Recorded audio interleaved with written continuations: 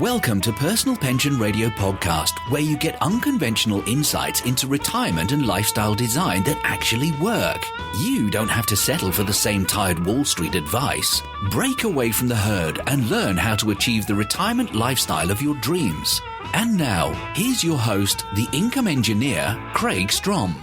All right, back on Personal Pension Radio, episode 101, broadcasting from the Personal Pension Radio workshop studio here in Southern California. So when I'm not doing podcasts in my workshop, I'm building Christmas projects coming up here for Christmas 2016. Got a couple of cool projects doing for some family members and friends. Now, what is Personal Pension Radio all about? Well, if you're interested, definitely go to personalpensionradio.com. Get over there, check out the back episodes. I do my best to get transcripts of all the episodes posted as quickly as possible. We go through a complete process in that, so it's not easy, but we definitely work on getting those transcripts posted. If you're looking for something from the show notes or a reference that I've gone through that you can't find when you go to personalpensionradio.com, email me. Go to personalpensionradio.com and just send me an email. Ask me for the details, and I'm sure I'll be able to get that right to you. What is Personal Pension Radio all about is a question that most people will ask when I introduce that that I'm the host of this podcast. Well, I tell you, I am all about, as my title, the income engineer might suggest, I am all about optimizing retirement income. But I am here to tell you, and I keep saying this, and I'm going to keep saying it and just beating it into the ground, maximizing and optimizing retirement income does not happen with a product. It doesn't happen with mutual funds, life insurance, annuities, real estate, stocks, bonds, variable annuities. None of those things by themselves will help you optimize your retirement income. And keep in mind, when I say retirement, it doesn't mean the same for most people nowadays, or for many people. For many people, retirement is simply, as it was recently, I was talking to someone that's going to sell their business, technically retire from that business, that line of work, so they can go do something different, so they can go do something new. They're not necessarily retiring. So whatever that means to you, I am all about optimizing the income that you have to support your lifestyle after you exit a business or officially retire. But it doesn't happen some silver bullet where somebody comes in and sells you life insurance or sells you this magic investment. None of those things alone are the solution to optimizing retirement income. You've got to have an advisor that ties together the benefits of real estate with the benefits of life insurance, for example, with the benefits of a well-managed investment portfolio. When you tie the benefits of those various pieces together in the right balance, in an integrated approach, that's when the magic happens. So this show is absolutely meant to give you hope for that lifestyle income that you've always wanted. Turn the light back on at the end of that retirement tunnel. But you have to stop following conventional wisdom. Remember, Wall Street, the financial industry, dominates the marketing message. I mentioned this recently on one of the previous episodes, just recently. Wall Street spends billions and billions of dollars. Matter of fact, financial services companies spend about $17 billion per year on marketing. $17 billion per year on marketing. So when you look at it, remember that those financial companies focus on accumulation. They focus on save, save, save, invest, invest, invest. There's very little education or discussion about income. Very little. Matter of fact, they spend on average of $54 per person in the U.S. on marketing, and they spend about $2 on education. $54 marketing, save, save, save. $2 on education about what to do with it. So keep that in mind. In order to maximize your retirement or your exit lifestyle income, you've got to have that integrated approach. And unfortunately, the conventional Wall Street financial advisory wisdom has not worked, doesn't work. You've got to have a different approach. That's what I'm all about. So let's jump in. First of all, quick disclosure, I am not an attorney. I am not a CPA. I am a certified financial planner professional, also a chartered financial consultant. Also, I've got a bunch of, letters and various numbers associated with my name and my titles and all the things that I have with my licensing. All that said, that doesn't mean that you should act on things that you hear on my podcast as if they're advice for you. Please also, absolutely, don't act on things that you hear from financial entertainers on the radio or on a podcast. What is a financial entertainer? Someone who is unlicensed, unregulated, unmonitored, and in many cases, not well educated. But they've got a microphone and they think they know what they're talking about. Sometimes, and in many cases, financial entertainers give out excellent, good, solid, core, basic advice. On the other hand, I've heard countless times financial entertainers give out advice that would cause me to be fined, fired, lose my job. I mean, really bad advice, bad stuff. And unfortunately, financial advisors are not at all regulated by the financial industry that regulates my world. So please do yourself a favor. Use this show to motivate you to take action, to meet with a qualified financial advisor. Now, obviously, I'm not shy. I want that qualified advisor to be me. I am passionate about this stuff, and I would love to talk to you personally. But if you want to meet with another financial advisor, that is awesome. Please, I would suggest consider meeting with a certified financial planner, someone who has gone the extra mile to make sure that they are qualified to help you. They follow a strict code of ethics. They follow a code of financial planning steps. There you go. I've said my piece. Let's jump into the first segment. Watch your step. Watch your step. Now, someone asked me recently what I mean by watch your step and why that's the name of this segment. A long time ago, many episodes ago, I considered changing it, but it really has it resonates in my mind. Watch your step is, if you think about where I came from as a kid, I grew up in the East, back in Maine, and in the summer times I would spend working on farms and things like that, doing odd jobs.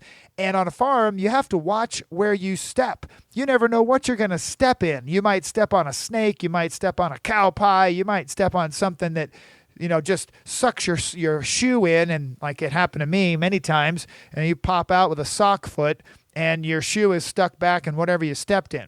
So the idea here is just watch out for the things that are out there as far as in the news and in that marketing that's out there. And I got to tell you, it happened again. It happened again. So let me explain.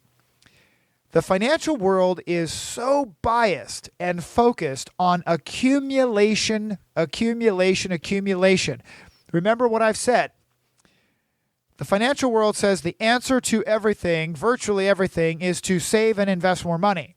If you want to go to send a kid to college, you've got to invest, save more money. If you want to go on vacation, you got to invest and save more money. If you want to retire, you've got to invest and save more money. If you lose your dog, you should invest more money. If you get a flat tire, you should invest more money. It's like the answer to everything, every day, every question, okay? It's just that bias. And in many cases, this bias means that so many financial advisors, they do not know how to build a financial house. And remembering what I mean by that, a financial house, when you think about a construction project, the first thing that goes up on a house construction project is the fence around the construction site.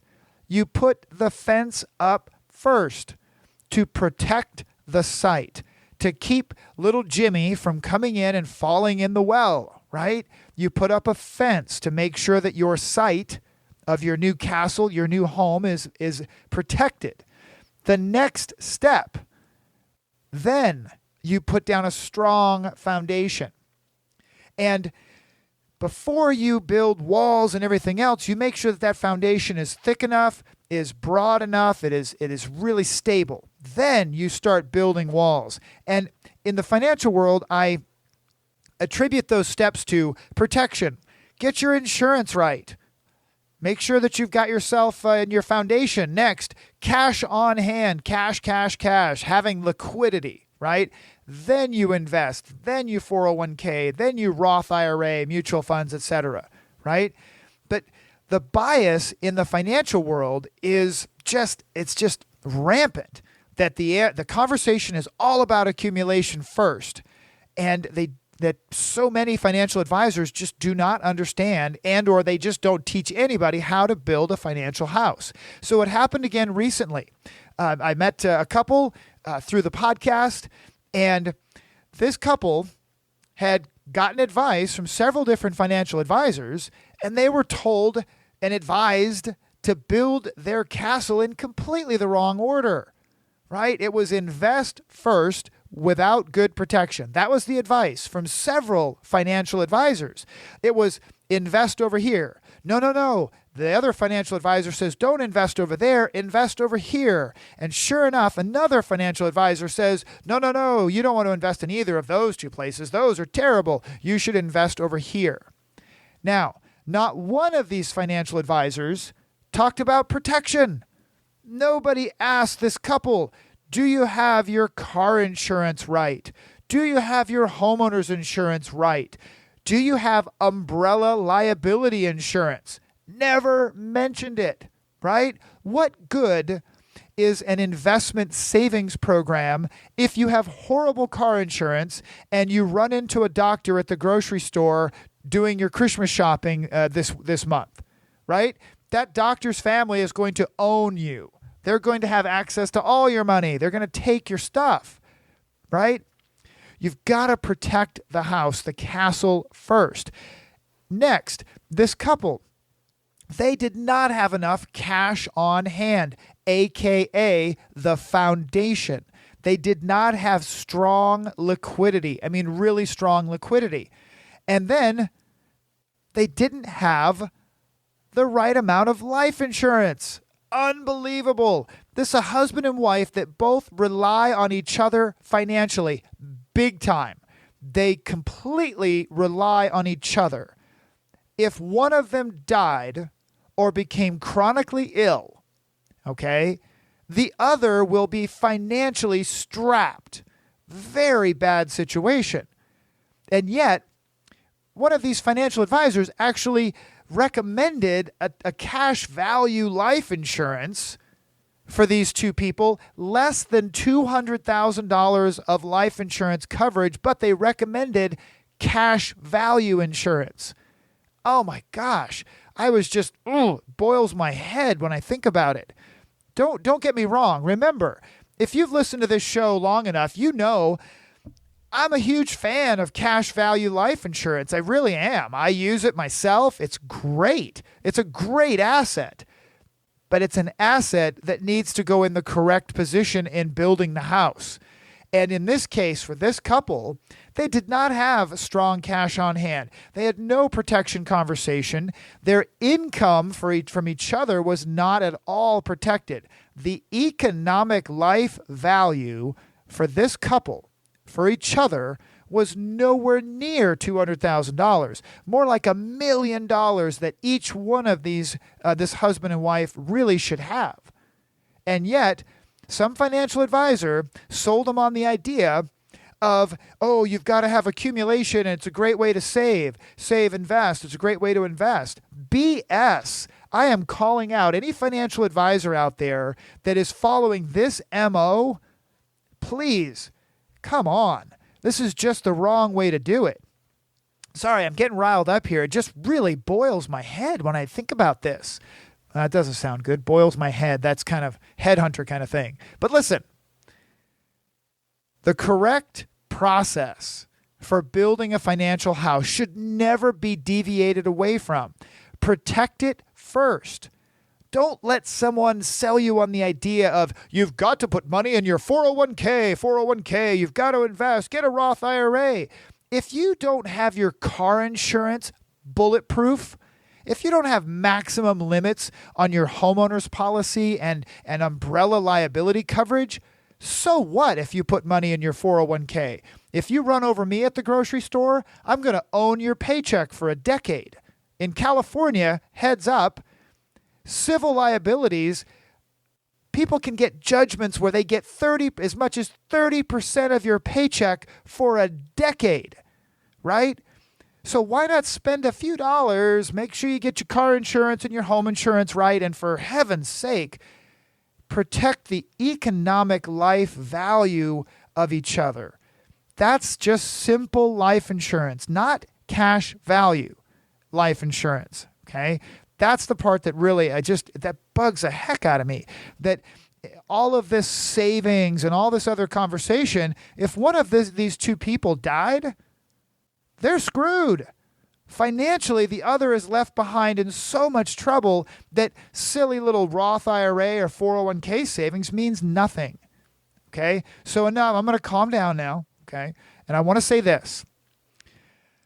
I can help almost anyone in almost any insurance situation. Try me. Right? If you're not sure if your car insurance is right, give me a call. Go to personalpensionradio.com. Let's talk. I have a nice way we can just talk about the policy. We can review it together. Keep in mind, I don't sell car insurance, but I'll give you my take on it, right? If you have a question. But most importantly, I do help people with life insurance. So if you have a question about your life insurance, if you have a dusty old life insurance policy that you haven't really had checked, you're not sure if your economic life value is covered correctly, go ahead and get in touch on personalpensionradio.com. Let's talk about it, okay? I've had several really exciting examples where I've been able to help people who had received life insurance earlier, which is good, but they didn't get the best rating and they maybe didn't use the right insurance company. And I've got two examples, right? For example, right now where husbands, great husbands who, when they talked to me and they heard that I would like to help them try and get more insurance for the same amount of money or less, they jumped at the opportunity. They love their family. They thought, oh man, I would love to get more protection for my family. And sure enough, in both cases, one of which I was able to help him get a policy to literally double his insurance and save $300. He saved $300 and doubled his insurance. So please take me up on this offer. Let's talk about your insurance and your protection around the castle before we talk about investments and retirement and such. All right. Now, on to segment number 2. This is a great question that came in actually 3 different times. So 3 different people asked me the same question. 2 of them were recently at my car show. I do a car show every week on Saturdays. I'm a big car fan. I love cars. So I figure what better way to enjoy cars than to start a car show and have everybody bring me my own car collection every Saturday, and then they take the collection home and pay the insurance on it. You know, it's fantastic. I don't even have to have a garage for it. So this question came up very simply. It was asked in different ways, but here's the question. Where should we invest now? It was a question like, oh, Kraig, you're a financial planner. Where should I invest? My question back every time is, why do you feel like you should invest? And the answer, again, these 3 times, the answer was about the same. It was one of different variation, but it was, I'm not making any money in the bank, and inflation is eating up my money, and I just feel like I should be investing. I asked again another question. Notice I haven't actually answered the question yet. I just started asking questions. First, why do you feel like you should invest? Next question I asked, and I want you all to think about this question as you're listening. What happens to the stock market when it goes up 5 or 6 years or more in a row? What happens when it goes up and up and up and up and up? Right. You're thinking the same thing that everybody else is thinking, I think. Now, what happens to the real estate market when it goes up and up and up for 5 or 6 years in a row? What happens to the price of gold when it goes up and up and up and up? What happens to the price of steel and silver and da-da-da-da-da when it goes up and up and up and up, right? I think we all get the picture, right? I hope you get the picture. It goes down. And in many cases, it'll take a pretty healthy correction, aka a loss, right? Real estate does not go up forever. It'll take a correction. The stock market does not go up forever. It will take a correction. Do we know when? No. Do we know that it has consistently happened forever and ever? Amen. Yes. So my question, when people ask me, oh, geez, where should I invest now? Well, I'm wondering why they need to invest right now. Oh, I've got to be invested. Well, do you automatically buy at the top of the market every time, right? Like, hold on a second. And you start really listening to your common sense. Trust yourself. When I asked each of these three people these questions, you could tell they immediately recognized the folly of, where should I invest now? They got it. They even answered the question. Well, I guess it sounds like I probably should just wait for the market to drop. Sure. If you want to invest for a long, long time, so what? Invest now. That's great. Just know that you're going to lose money, coming up here as the market corrects and takes that loss. But if you have no emergency, like you have to invest right now, and you don't really want to lose maybe 10 or 15% or who knows, in whatever investment when it does correct, you might want to just sit back and wait. Build up your cash on hand, your foundational structure and your financial castle, right? But trust your common sense. Don't buy high. Building up cash on hand is not a bad thing. Now, I will say that having cash for a long, long period of time, 5, 6, 7, 10 years, 4 years, whatever, yes, you might be really eating up the buying power of that cash because inflation is rising, for sure. But what I'm saying, though, is building up cash on hand for 12 months or less, or a period of time while you're waiting to carefully analyze where you're going to deploy that money, that's not a bad thing at all. Okay? So I want you to think about the Great Recession of 2008, 9, 10, right? Who were the powerful people after that recession when the market corrected and took that enormous drop in real estate and stocks and bonds? Who are the powerful people? Well, the powerful people had access to cash. They had access to cash. And these are the same people that the banker, for example, now this actually happened to me, that I had a good, healthy amount of cash on hand before that big recession. And I can still remember bankers, and when I'm in there making a deposit or something, saying, well, there, Mr. Strom, you have a substantial amount of cash in your account. You might want to speak with one of our investment professionals. No, I don't, actually, was my answer. I'm fine. I like my cash. And my answer was, I'm hoping for a good opportunity in the near future. I didn't know what that opportunity would be officially, because I might be really good as a certified financial planner, but I didn't predict a recession either. I wasn't that in tune, but I did have cash on hand. Now, powerful people have access to that cash when the opportunity arises. Now, I have another little piece for you to think about, though. Truly powerful people, in the financial sense, have guaranteed access to other people's cash. The ability to access financing at a difficult time or when an opportunity comes up. Financing an investment opportunity is a powerful, powerful option. It's just not accessible to most people because they're not positioned with their assets correctly. Okay? So keep that in mind. Think about it. Use your common sense. The stock market is on a crazy high right now as I'm recording this. Okay, great. What happens to the stock market eventually after it sits at a high point? Eventually it does take a hit. You got to be ready for that. Doesn't mean that you shouldn't invest. I don't know your situation. It might be just fine to keep investing. You might be in a perfect situation. But this is where it's so important not to act on things that you hear on this podcast without having a consult with me or someone like me. Because You might be someone who is within 3 to 5 years of a retirement or an exit decision. Now may not be at all a good time to invest. You see, everybody's situation is different. So please keep that in mind. Very different, but use your common sense. And I want to share this final piece with you, okay? This final piece. There's a study that's done every year by a company called Dalbar, or I forget what Dalbar stands for, but I'm going to leave the actual link in the show notes. There's a full link to it, okay? And I'm going to read this excerpt here. Dalbar has been analyzing investor returns for over 20 years and indeed found greatly diminished returns with the root causes being a much more complex set of factors. Now, let me just dive in here, okay?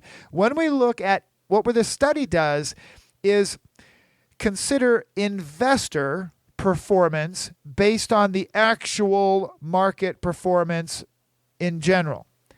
Because individual investors behave in a certain way, here's the results. For the 30-year period ending in December of 2015, the Standard & Poor's 500, the S&P 500, produced an annual return of 10.35%. All right, 10.35%, 30 years. All right, now, while the average equity mutual fund investor, now what that means, the average investor earned only 3.66%. 3.66% is a gap of 6.69%. 6.69% represents the diminished returns. And if we as a population could recover a portion of that shortfall, it would mean hundreds of billions of dollars earned by investors. Okay? So listen to that. Our own brain, our own skittish human frailties cause us to have investor problems. And this is one of the reasons it's so important for people to have someone on their team that can help them through this difficult situation of the psychology of investing. Because listen to these numbers again. The S&P 500 gets us a 10.35 over a 30-year period, but the average investor gets 3.66. That is a massive shortfall. Massive. So here are a few of the major reasons, okay? So major causes that investors underperform the market. You ready for this? Number one, and this is, I didn't plan it necessarily this way, but remember I talked about it just a little bit ago when we talk about this idea that everybody should invest, and you got to build your financial house right. What's the first thing? Protection. The second thing? Cash on hand, right? So the Dalbar study comes out and says the major causes that investors underperform the market, number one, lack of availability of cash to invest. And I read that as opportunity, right? If you don't have cash available for the opportunity, you miss it. That underperformance.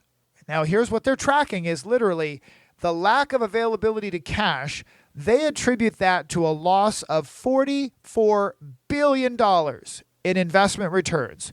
$44 billion in investment returns lost because people didn't have access and availability of cash to invest. That's incredible. Number two, the need for cash. Notice this. This is amazing. The first two top primary reasons that investors underperform the market in general: lack of availability of cash to invest, and then the second, the need for cash, planned or unplanned. Think emergencies, right? Emergencies. Somebody gets sick. Daughter has a car accident. Who knows, right? But the need for cash attributes to $55 billion in underperformance. $55 billion in lost opportunity, lost returns because of that need for cash, people having to go after cash at the wrong times because they didn't have availability somewhere else. The third item, and it's interesting that this is the third item, not the first, because you'll hear me talk about fees all the time, but the third item is fund expenses, including management fees. Attributes to $65 billion in underperformance is attributed to fund expenses. $65 billion. And then the last one. This is the big one. Voluntary investor behavior. Voluntary investor behavior. This is where people sell high and buy low. Oh no, that's not what they do. They buy high and sell low.